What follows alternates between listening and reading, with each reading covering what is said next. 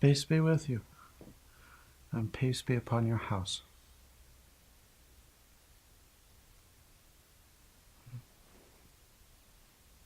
I want to talk about the Demiurge, the half-maker in Gnosticism. And the meaning of the Demiurge as understood amidst Sophian Gnostics. In Neo-Gnosticism, modern Gnosticism, there are many false conceptions concerning the Demiurge, as though the Demiurge is a second god, or the god of darkness, god of the world, versus the true God, the God of the true light. But if we examine esoteric gospels, if we examine Gnostic scripture, it really is not quite so simple, or so linear, or necessarily so dualistic. The Demiurge, in fact, is a personification of ignorance. Cosmic or universal ignorance, primordial ignorance. There's a very different understanding of Demiurge amidst Gnostics than many things that are said. We may look into the esoteric gospel, the Gnostic gospel, Pista Sophia, and contemplate the term for the Demiurge. Self-willed triple power. Yaldabaoth. Self-willed triple power. What is the triple power? The triple power is self-cherishing, self-grasping, and is desire and fear, attachment and aversion, which is the cause of all sorrow and suffering, which is the cause of all evil, which is the cause of material incarnation, again and again. This is Demiurge, personification of ignorance. How does this come into being? From God the true light. It is a byproduct of creation, arising from an unconscious primordial unity. Souls, sentient beings, are unaware of the unity.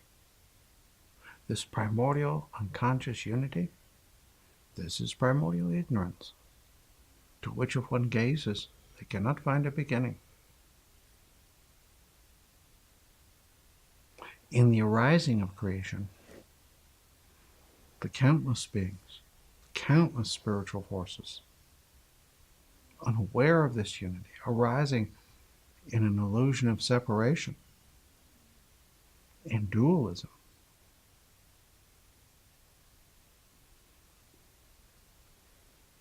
experience self-grasping and self-will and attachment and aversion, believing what's arising separate from themselves, unaware that it is a radiant display of their own energy and their source, and unaware of their source, God the true light.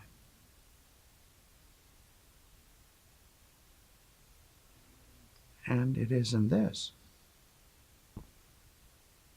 that the world comes into being from the Demiurge, from ignorance.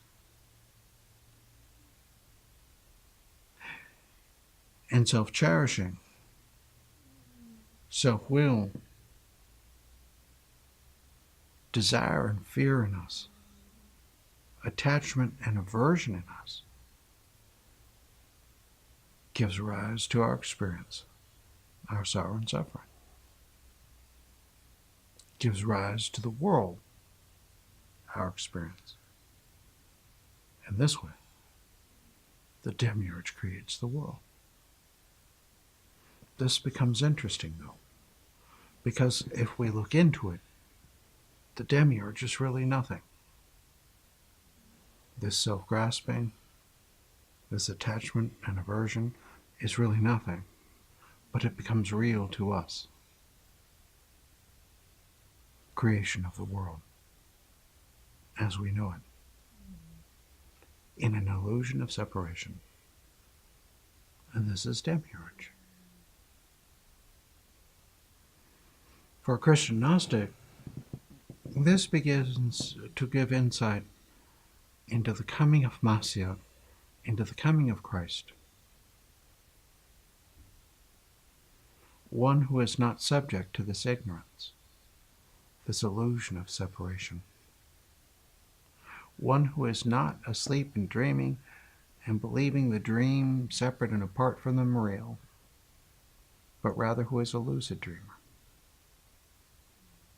who shows a path of awakening, who shows a path of overcoming Demiurge, ignorance, by way of gnosis, or in Christian Kabbalah, Chabad, wisdom, understanding, knowledge, and awakening of the soul,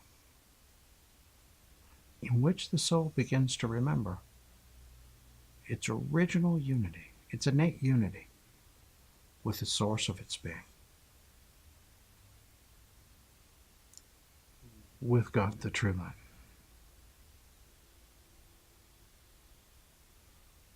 This is the path of Gnosticism, overcoming the ignorance, recognizing the cause of our sorrow and suffering as self-grasping, attachment, aversion, and releasing it. In terms of Demiurge, not a second God, but certainly a cosmic principle that we all know very well. We all know this ignorance. We all know this experience of dualism in consciousness, an illusion of separation, in which we feel so distant from the source of our being, so distant from God, so that many of us don't even believe in God or don't even believe in enlightenment, but think we all go into oblivion. That is very sad.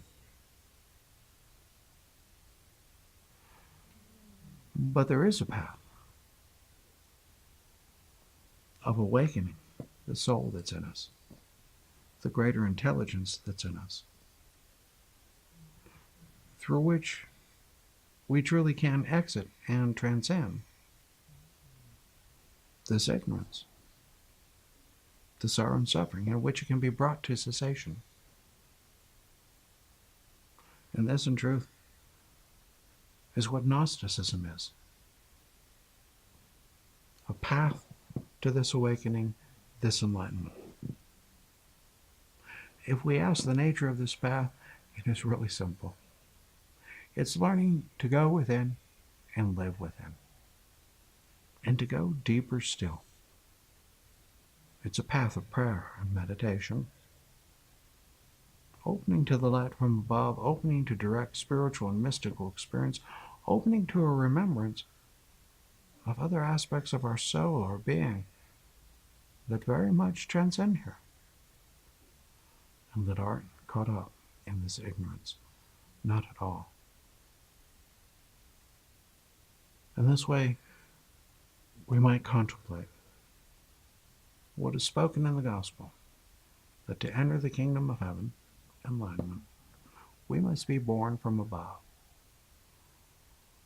We must remember an original and innate unity, an original, innate, enlightened nature that is the true foundation of our being.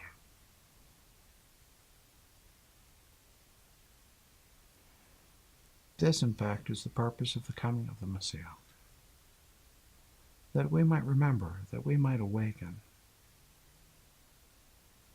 and experience this transcendence.